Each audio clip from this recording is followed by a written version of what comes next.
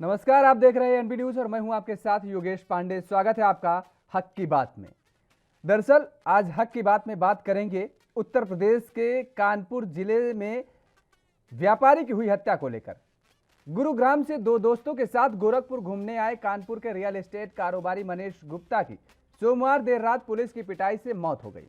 आरोप है कि जांच का विरोध करने पर पुलिस कर्मियों ने उनकी बेरहमी से पिटाई की।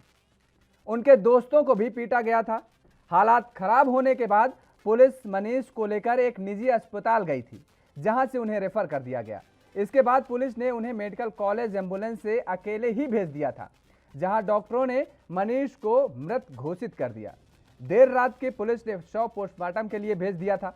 उधर मंगलवार पूरे दिन और देर रात तक काफी किंतु परंतु के बाद पुलिस ने मामले में रामगढ़ ताल थाने में हत्या का मुकदमा दर्ज किया और इस मामले में निलंबित इंस्पेक्टर जगत नारायण सिंह, चौकी इंचार्ज अक्षय मिश्रा और विजय यादव को नामजद किया गया। 3 अन्य को भी आरोपी बनाया गया मामले पर। वहीं इस घटना पर मुख्यमंत्री योगी आदित्यनाथ ने गहरा दुख जताया और साथ ही पीड़ित परिवार को 10 लाख रुपए की अनुग्रह राशि देने का ऐलान भी किया। तो वहीं सपा मुखिया अखिलेश यादव ने पीड़ित परिवार को 20 लाख रुपए की सहायता राशि देने का ऐलान किया है और सरकार से 2 करोड़ रुपए की सहायता की मांग भी की है। हालांकि उत्तर प्रदेश के मुख्यमंत्री योगी आदित्यनाथ आज प्रॉपर्टी डीलर मनीष गुप्ता के परिवार से मुलाकात किया और इस मुलाकात के बाद मीनाक्षी ने बताया, जो कि मनीष गुप्ता की पत्नी है, और उन्होंने कहा कि गार्जियन की तरह उनसे मुख्यमंत्री योगी आदित्यनाथ ने मुलाकात की है और उन्हें इंसाफ का भरोसा भी दिलाया है। इसके अलावा सीएम योगी ने बेटे की पढ़ाई का खर्चा उठाने और मीनाक्षी को सरकारी नौकरी देने का वादा भी किया है और उन्हें विकास प्राधिकरण में ओएसडी की नौकरी दी जाएगी। इसके साथ ही राहत राशि को भी 10 लाख रुपए से बढ़ाने का प्रस्ताव दिया गया है। लेकिन मुख्यमंत्री योगी आदित्यनाथ से मुलाकात से पहले समाजवादी पार्टी के मुखिया अखिलेश यादव ने जब मनीष गुप्ता के परिजनों से मुलाकात की तो मुलाकात के बाद सरकार को घेरने का भी काम किया और राहत राशि बढ़ाने की भी बात कही। सुनिए अखिलेश यादव ने क्या कुछ कहा। जो व्यापार वो कर रहे थे उस व्यापार को कैसे आगे बढ़ाएंगे, इसलिए सरकार को 2 करोड़ रुपए दे करके इस परिवार की मदद करनी चाहिए। और हम लोगों ने भी तय किया है कि समाजवादी पार्टी भी अपनी तरफ से इस परिवार की 20 लाख रुपए से मदद करेगी। ये डीएम एसपी नहीं, ये सरकार ऐसी है। ये सरकार के इशारे पे जब डीएम एसपी से आप गलत काम कराओगे, जब डीएम एसपी से आप बूथ लुटवाओगे, आप पता करिए पुलिस कप्तान कहां से आए हैं। ये पुलिस कप्तान वही हैं जिन्होंने अमरोहा में बूथ लूटने का काम किया था।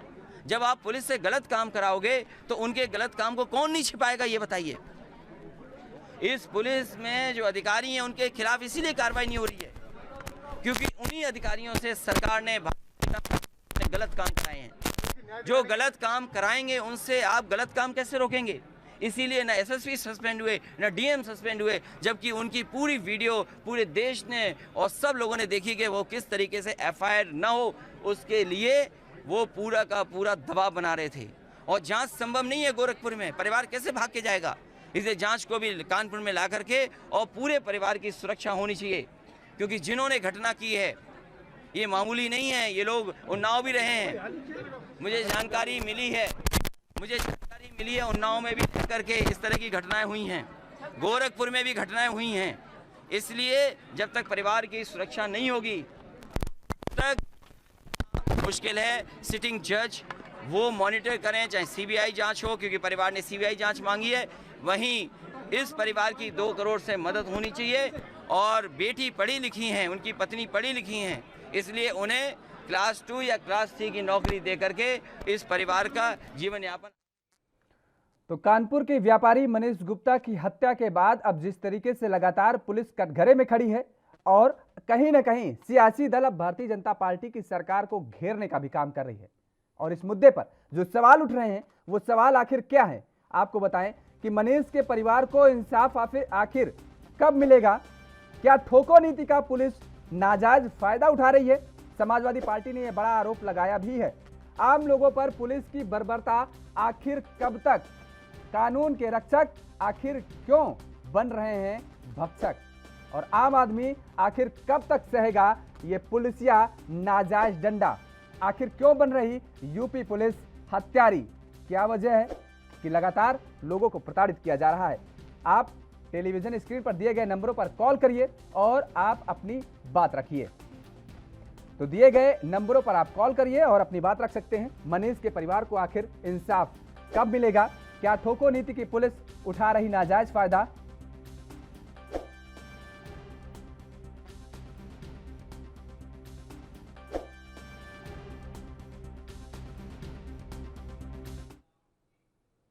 तो और इसी के साथ हमारे साथ गोरखपुर से संवाददाता जुड़ चुके हैं और इसी बीच उनसे पूरी जानकारी लेंगे गोविंद कुशवाहा से।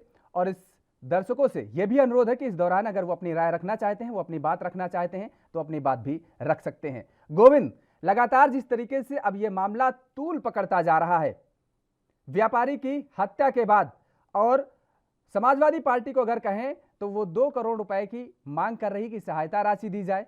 हालांकि मुख्यमंत्री योगी आदित्यनाथ ने पीड़ित परिवार से मुलाकात की है और उन्होंने ये जरूर कहा है कि मामले को गोरखपुर से ट्रांसफर करके कानपुर लाया जाएगा, और दूसरी बात, जो सहायता राशि दी गई है उसमें भी बढ़ोतरी के चांसेस हैं, यानी उस पर अब विचार किया जाएगा। क्या कुछ अपडेट, क्या कुछ जानकारी और आपके पास है? देखिए योगेश जी, मैं आपको बताना चाहता हूँ, ये मामला लगातार तूल पकड़ता जा रहा है। विपक्षी दल भी लगातार हावी हो रहे हैं। समाजवादी पार्टी, कांग्रेस की बात करें, और जो स्वयंसेवी संगठन है वो लगातार इसको लेकर विरोध कर रहे हैं। गोरखपुर में कल से ही विरोध चालू हो गए हैं। जगह जगह कैंडल मार्च किए जा रहे हैं, श्रद्धांजलि दी जा रही है, और जो हत्यारे पुलिस हैं उनकी गिरफ्तारी की मांग भी तेज हो गई है। हालांकि इसी बीच गोरखपुर के एडीजी अखिल कुमार आज घटनास्थल जो होटल था उसका निरीक्षण किए। वहां पे उन्होंने पूरी बारीकी से एक एक जो निरीक्षण पॉइंट था उसको देखा और वहां पुलिस को निर्देश दिया। उन्होंने मीडिया से बात करते हुए कहा कि हालांकि ये मामला पुलिस से जुड़ा है, पुलिस पे आरोप लगा है, इसलिए काफी संवेदनशील मामला है और पूरे मामले को निष्पक्ष तरीके से जांच की जाएगी और जो भी पुलिसकर्मी दोषी हैं उनके खिलाफ सख्त से सख्त कार्रवाई की जाएगी ताकि भविष्य में ऐसी पुनरावृत्ति ना हो पाए। गोविंद, पुनरावृत्ति का अगर जिक्र किया जाए तो उत्तर प्रदेश में तो लगातार पुनरावृत्ति हो रही है। लखनऊ में गोमती नगर का विवेक तिवारी कांड याद होगा आपको। पुलिस जरूर दावे कर रही है कि ऐसी पुनरावृत्ति ना हो। आगरा में बस कांड याद होगा, पिछले साल जो हुआ था, जिसमें जो लूट हुई थी और तमाम सारे आरोप पुलिस पर उठे थे और लगे थे। चलिए गोविंद, तमाम सारी जानकारी देने के लिए आपका हालांकि बहुत बहुत शुक्रिया। आप लगातार नजर बनाए रखिए और अपडेट लेते रहेंगे आपसे। तो लगातार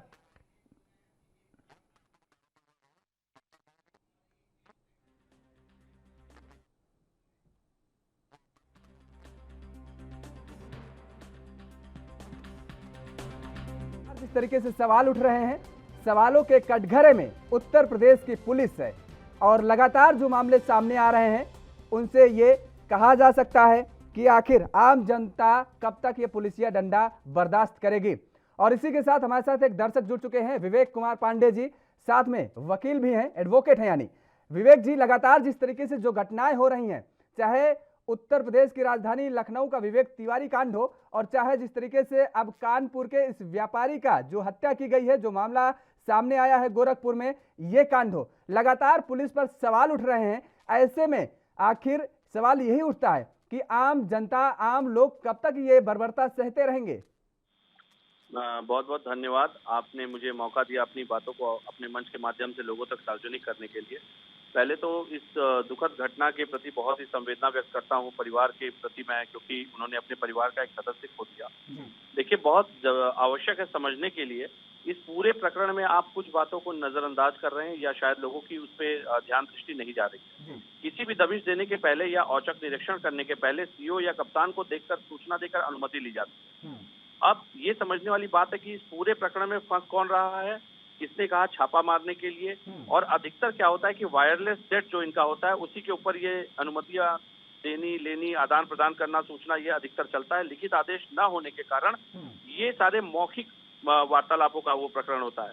अब यहाँ पे काफी हद तक संभव है, क्योंकि देखिए मेरे संज्ञान में भी आया है कि 6 लोगों का नाम उन्होंने लिख के दिया था, जिसमें कि 3 लोग को नामजद किया गया है। अब वो 3 नाम किसके कहने पे निकाले गए और क्यों निकाले गए, पहला सवाल। दूसरा, किसका नाम सामने ना आने पाए इसलिए ये मैनेज करने की कोशिश कर रहे थे, क्योंकि इसी प्रकरण में तो एक डीएम और एसएसपी का जो वीडियो वायरल हुआ है वो भी बड़ा संदेहास्पद है। किस तरह से आप क्या ये इसको न्यायालय की अवमानना नहीं मानेंगे कि एक प्रशासनिक अधिकारी बैठ करके कोर्ट में केस न करने के लिए दबाव बना रहा है? ये भी तो न्याय court of contempt of court के ही दायरे में आएगा। आप किसी को कैसे उसके विधिक अधिकार आर्टिकल 19 से रोक सकते हैं या उसको बंदित करने का प्रयास कर सकते हैं कि वो कोर्ट न जाए? दूसरी बात, तीसरी बात, इस बात को समझिएगा कि उत्तर प्रदेश में देखिए अधिकारियों का एक सिंडिकेट काम करता है। अब जिन्होंने आप अगर आप देखेंगे पूरे प्रकरण में तो बड़े जिम्मेदारी से पुलिस के आला अधिकारी आते हैं, बताते हैं। पहला जो उनकी बाइट है मीडिया में वो ये है कि वो गलती से वहां पे गिरा और उसकी मृत्यु हो गई, उसके बाद पुलिस उसे अस्पताल ले गई। लेकिन उसी के कुछ समय के बाद जब दबाव पड़ता है, मीडिया बातों को, खबर को लाती है सामने, लोगों का दबाव पड़ता है, पक्ष विपक्ष का दबाव पड़ता है, तब उन्हीं का स्टेटमेंट आता है कि उन्होंने अभियोग पंजीकृत करके उन लोगों को निलंबित कर दिया। तो ये आपको समझना होगा कि इस तरह के गैर जिम्मेदार आईपीएस उत्तर प्रदेश को संचालित कर रहे हैं। सबसे शर्मनाक बात, आप चिन्मयानंद कांड देख लीजिए, आप सेंगर का प्रकरण ले लीजिए, आप हाथरस का प्रकरण ले लीजिए।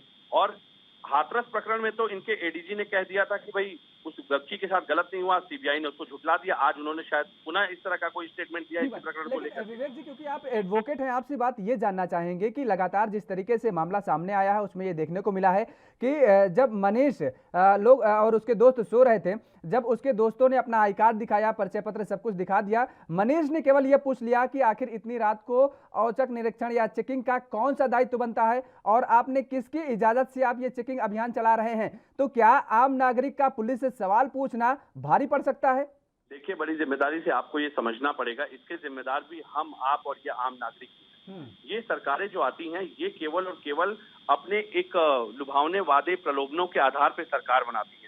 लेकिन आज तक क्या कभी किसी ने जिम्मेदारी समझी कि मॉडल पुलिस एक्ट 2006 के सुप्रीम कोर्ट के दिए डायरेक्शंस को लागू करवाया जाए? आप इस बात को समझना होगा कि वर्तमान परिप्रेक्ष्य में पुलिस सामाजिक माहौल के अनुकूल नहीं है, ये राजनीतिक माहौल के अनुकूल पुलिस है।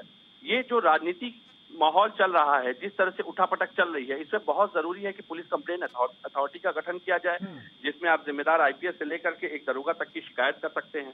आप इस बात को समझिए कि जिम्मेदार अधिकारियों पे कार्रवाई नहीं होती, क्योंकि ये अधिकारी किसी सांसद के दामाद होते हैं, किसी आईजी के रिश्तेदार होते हैं, किसी डीआईजी के भतीजे होते हैं। तो ये अधिकारियों का एक सिंडिकेट है जो इनको संरक्षित करता है। दूसरी बात आपको समझनी पड़ेगी कि आप उत्तर प्रदेश के जितने भी आईपीएस हैं, सब के सब एक तरह से कोर्ट, कंटेम्प्ट ऑफ कोर्ट के बाकायदा गुनहगार हैं, क्योंकि सुप्रीम कोर्ट के डायरेक्शंस को इन्होंने झुठला रखा है या इन्होंने नजरअंदाज कर रखा है। सुप्रीम कोर्ट कह चुका है बाकायदा पुलिस को, आधुनिक पुलिस को, देसी पुलिस बनाने के लिए ये 1861 का जो अंग्रेजी पुलिस कानून है, इसको हटा करके मॉडल पुलिस एक्ट 2006 के प्रावधान दिए गए हैं। लेकिन क्या कारण है कि आज तक किसी राजनीतिक दल ने इसको लागू करने की संस्तुति नहीं की? क्योंकि ये पुलिस का इस्तेमाल केवल राजनीतिक लक्ष्यों को हासिल करने के लिए करते हैं। इस बात को आपको समझना पड़ेगा। और मैं आपको बता रहा हूं बड़ी जिम्मेदारी के साथ कि ये पूरा मामला ही मुझे कुछ और दिखाई दे रहा है। क्या कारण था कि पुलिस ने वहीं पे दबिश दी, उसी होटल पे दबिश दी गई? क्या ये प्रकरण किसी और पूर्वाग्रह से ग्रसित था? कैसे पुलिस को पता था? बात कर रहे हैं विवेक जी, मामला क्या था वो खैर फिलहाल जांच की बात चल रही है और जांच के बाद क्या निकल करके आता है ये देखने वाली बात होती है। चलिए, तमाम सारी जानकारी देने के लिए आपका बहुत बहुत शुक्रिया और आपको हमसे जुड़ने के लिए, आप अपनी बात रखने के लिए बहुत सारा शुक्रिया। और फिलहाल वक्त हो चला एक छोटे से ब्रेक का। ब्रेक के बाद फौरन हाजिर होते हैं। तो ब्रेक के बाद एक बार फिर आप सभी का स्वागत है और हक की बात में आज बात कर रहे थे उत्तर प्रदेश के कानपुर के व्यापारी की हत्या के मामले में और जनता की क्या राय है वो अपनी राय रख सकती है। और आम लोगों पर पुलिस की बर्बरता आखिर कब तक, ये बड़ा सवाल उठता है। कानून के रक्षक आखिर क्यों बन बैठते हैं भक्षक, ये भी एक अपने आप में बड़ा सवाल है। आम आदमी कब तक सहेगा आखिर ये पुलिस का नाजायज डंडा? आखिर क्यों बन रही है यूपी पुलिस हत्यारी? लगातार कई मामले सामने आ चुके हैं उत्तर पुलिस के और जनता अपनी राय रख सकती है। टेलीविजन स्क्रीन पर दिए गए नंबरों पर कॉल करिए और आप अपनी बात बेबाकी के साथ रखिए। मनीष के परिवार को इंसाफ आखिर कब मिलेगा? टेलीविजन पर दिए गए नंबर पर आप कॉल करिए और अपनी बात बड़ी बेबाकी के साथ रख सकते हैं। आप अपने मन की बात रख सकते हैं। स्क्रीन पर दिए गए नंबरों पर आप कॉल करिए और आप अपनी बात रखिए कि आखिर आप इस मामले को किस नज़रिए से देखते हैं।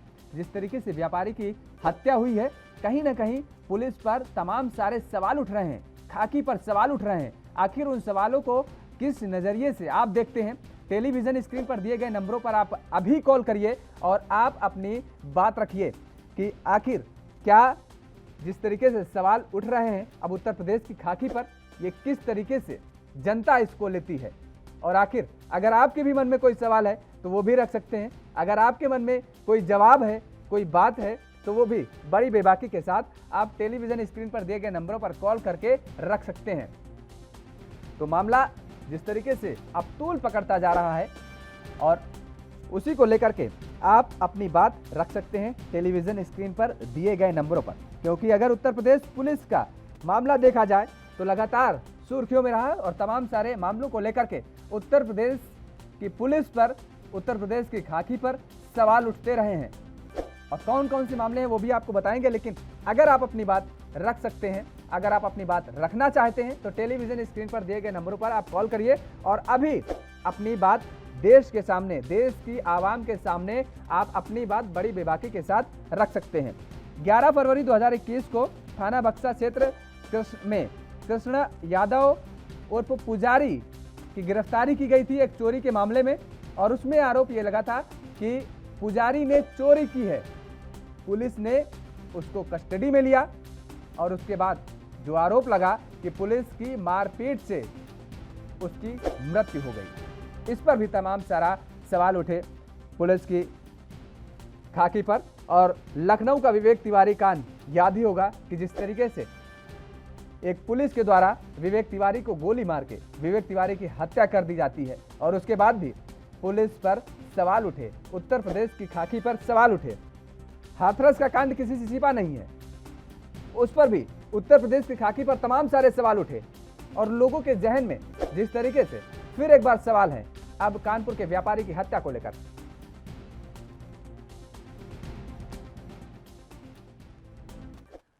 और इसी बीच हमारे साथ एक दर्शक ब्रिजेश सिंह जुड़ चुके हैं जो कि बलिया से हैं।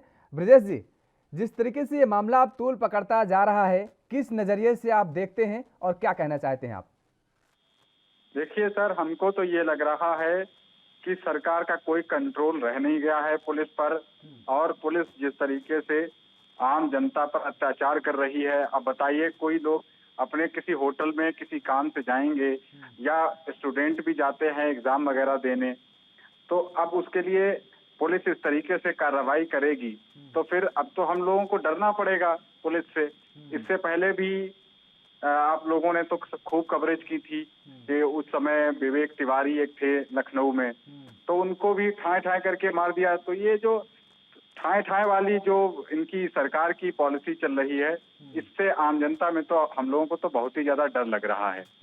अब क्योंकि चुनाव भी बिल्कुल नजदीक आ गए हैं, लेकिन उसके बाद भी पुलिस के जो जिस तरीके से कार्रवाई कर रही है वो तो बहुत ही ज्यादा दुखद लग रहा है। और हमें तो ये भी लग रहा है कि इसका चुनाव पर असर भी पड़ेगा, लेकिन फिर भी सरकार को कोई इसकी फिक्र ही नहीं है।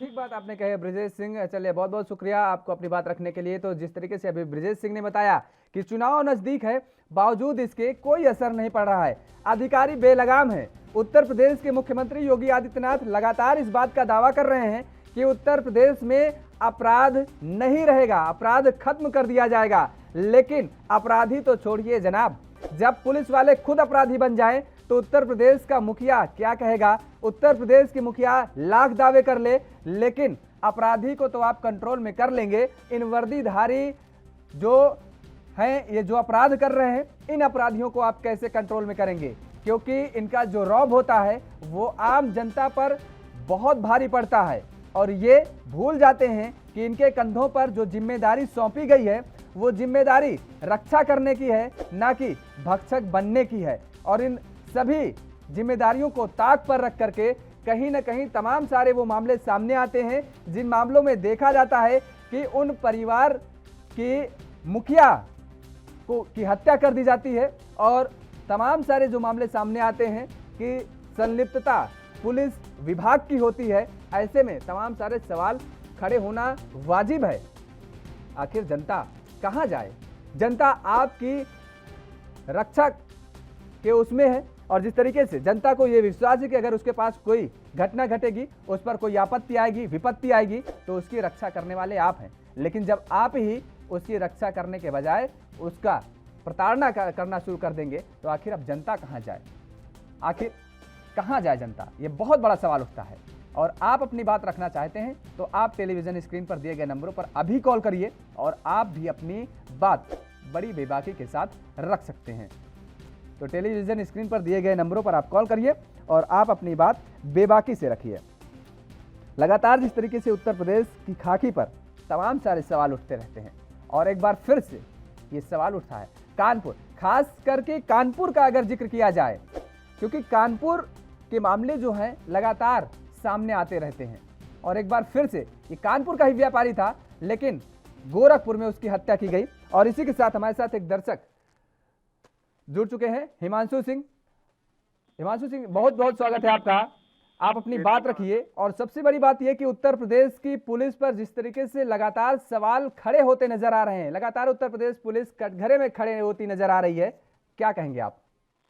सर, कटघरे में खड़े होने वाली बात ही है सर। हर बार कुछ ना कुछ ऐसा होता है कि जिससे जो है पुलिस की सख्ते में आ जाती है और आदमी डर रहा है आज कि हमारी अगर कोई समस्या है तो हम जाएं आखिर किसके पास। क्या कहेंगे इस पूरे मामले पर, जिस तरीके से उत्तर प्रदेश के मुख्यमंत्री लगातार इस बात का दावा करते हैं कि उत्तर प्रदेश में अपराधी नहीं होंगे, लोग बेखौफ सड़कों पर टहल सकते हैं रात को चाहे दिन को, लेकिन जब पुलिस से ही डर भय व्याप्त रहेगा तो कैसे लोग सड़कों पर उतरेंगे? एकदम सही आप कह रहे हैं। मैं इस बात से एकदम सहमत हूँ कि जब पुलिस ही गुंडे बन के घूमेंगे तो फिर तो बड़ा मुश्किल है कि इंसान का जो है रोड पे बेखौफ घूमना। ये तो मुख्यमंत्री जी ने एकदम गलत कहा, क्योंकि वैसे एक तरीके से देखा जाए तो उन्होंने सही कहा कि ये जब पुलिस वाले ही गुंडे बन के सबको ऐसे करेंगे तो फिर तो गुंडे बचेंगे ही नहीं, गुंडे भी नहीं बचेंगे, आम इंसान भी नहीं बचेगा और केवल पुलिस वालों की ही वो चलेगी। ठीक बात, चलिए बहुत बहुत शुक्रिया आपको अपनी बात रखने के लिए। हिमांशु जी हमारे साथ जुड़े हुए थे। दर्शक थे तो लगातार जिस तरीके से मामले पकड़ता और ये मामला तूल पकड़ता जा रहा है, लेकिन देखने वाली बात ये होगी कि आखिर अब पीड़ित परिवार को न्याय कब मिलेगा। फिलहाल हक की बात में मेरे साथ इतना ही। देश और दुनिया की तमाम खबरों के लिए आप बने रहिए एएनबी न्यूज़ के साथ।